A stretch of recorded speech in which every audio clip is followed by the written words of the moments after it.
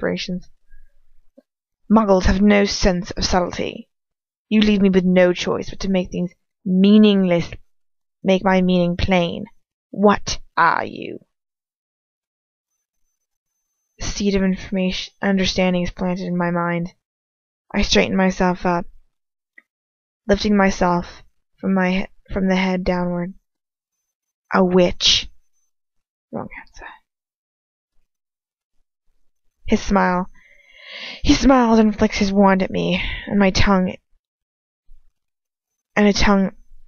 of flame licks at my back, a burning, scorching, white-hot mercury flame.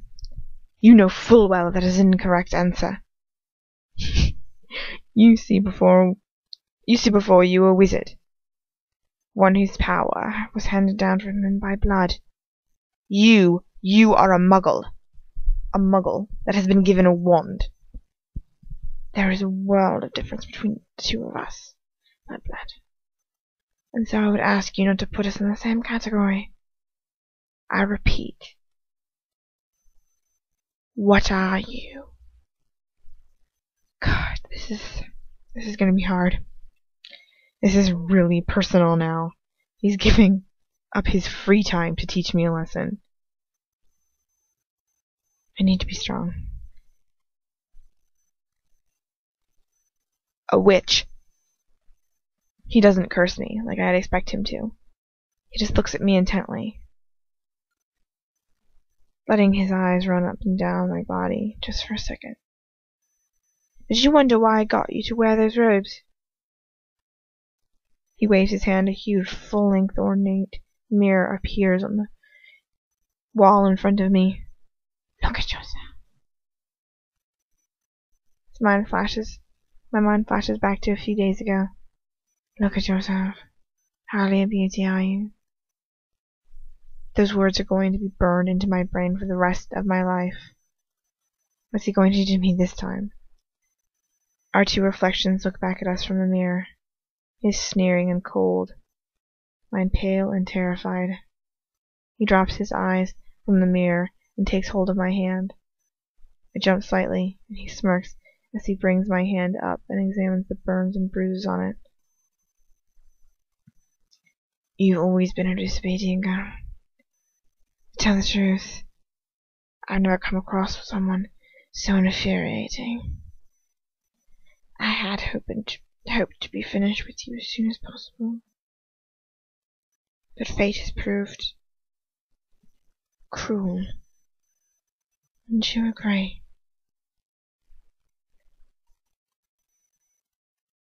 I don't answer him. I'm forced on his fingers moving over my hand, lightly brushing my skin.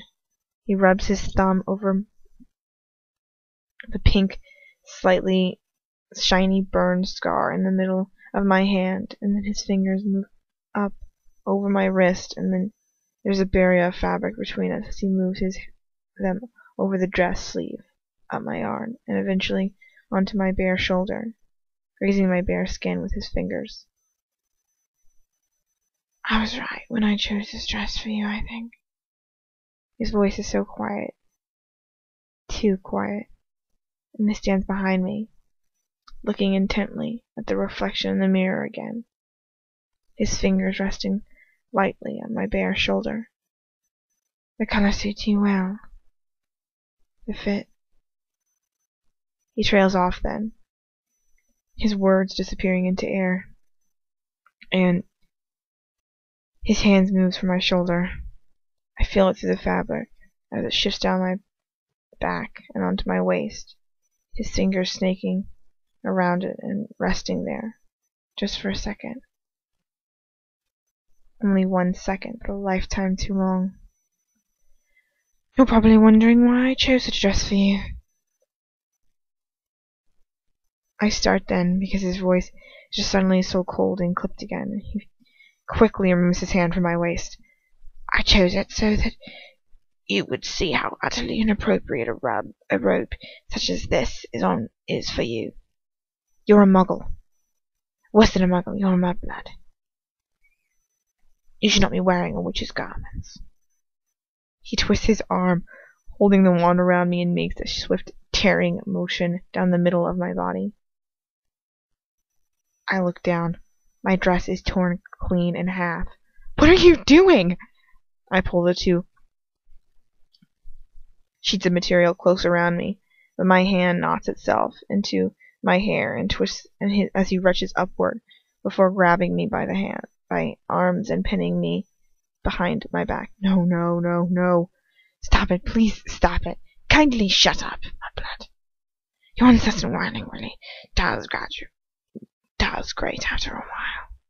God, shit, what is he doing? I never thought he would. I thought he would never want to.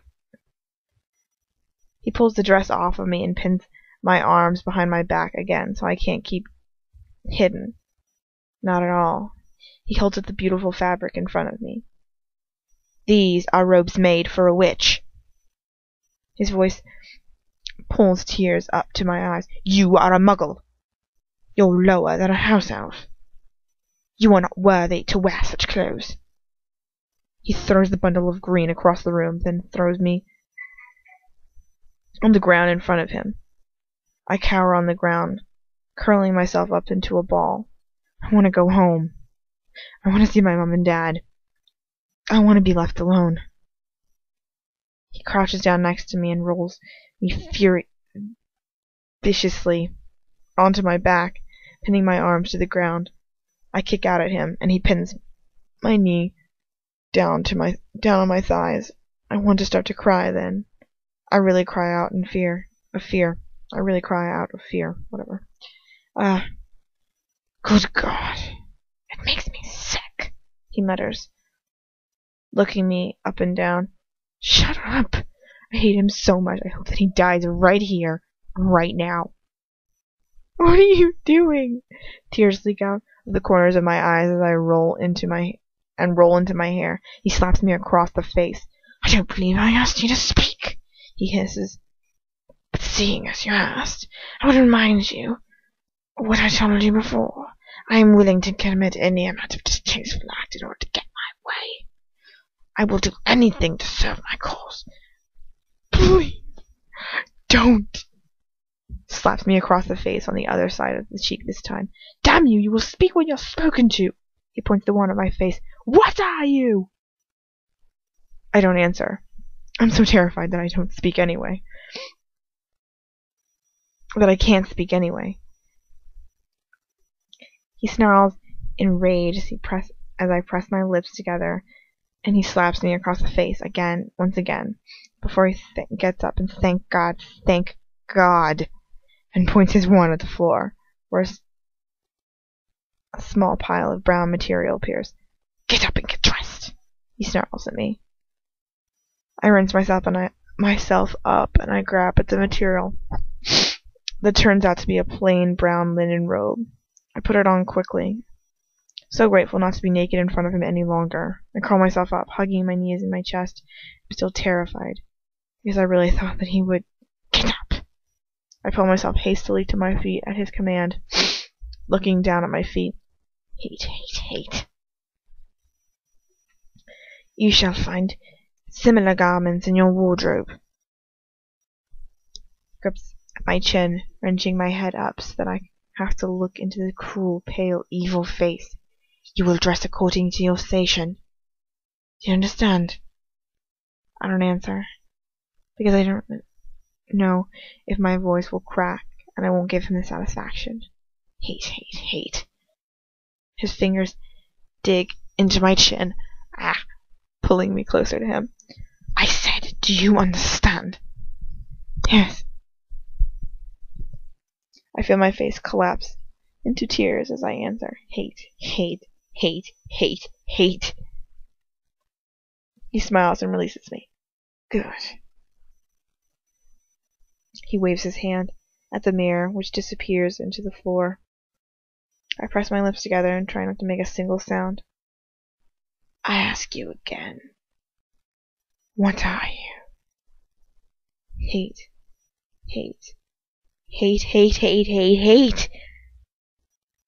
I'll tell you what you are.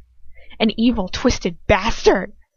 I scream, and as soon as I do, I lift up into the air and fly backwards, slamming into a wall behind me. Pain shoots through me, crushing all of my back. And I fall to the ground, gasping in agony. I don't understand how one could be so stubborn. He walks over to me, coming close. Too bloody close. And I certainly don't understand your lack of common courtesy. I can't believe you just said that. Was I not kind enough to give you a wonderful meal? He goes on, ignoring my glare of absolute loathing. We ate together in a civilized manner, did we not? I almost thought you might be exercising some compliance, or at least some good manners. He points his wand at me. It was food you didn't deserve. It was too good for the likes of you.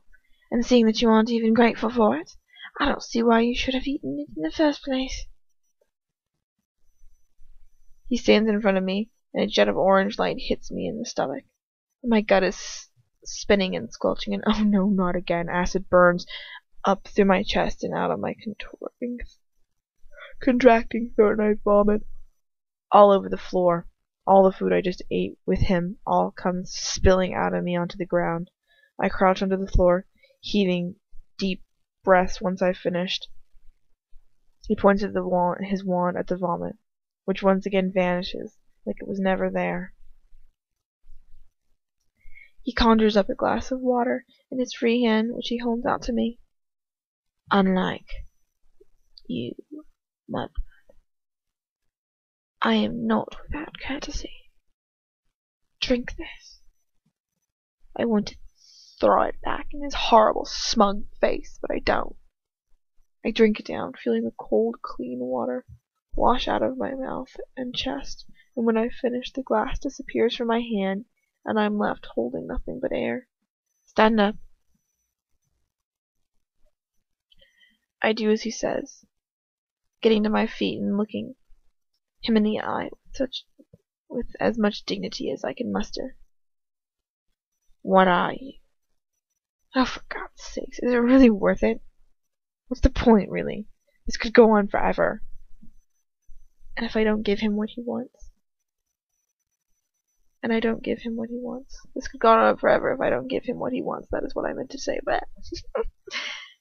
Then let it go on forever. You promised, you swore to yourself that you wouldn't let him win. I gather whatever pride I have left and answer him. You seem very slow to grasp what I'm saying. I breathe a laugh. You call me stupid. A muscle goes in his jaw at that, but I don't stop. I am a witch. And there's nothing you can do to change it. I'm sorry if you've been told differently your whole life, but that's just the way it is. Just because I'm muggle-born doesn't make me any less magical than you. There's a long silence, while he just looks at me. Then he conjures up a knife out of thin air, catching it lightly by the handle. I gulp as he turns the blade idly in his hands. Such dangerous instruments in the wrong hands. He looks and smiles, shark-like. But then, you would know all about that, wouldn't you?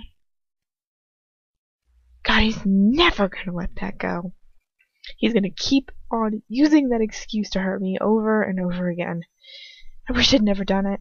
Either that or I wish I'd slammed the knife into his neck rather than into his arm. His arm. What was I thinking? He steps towards me. You're a witch, you say?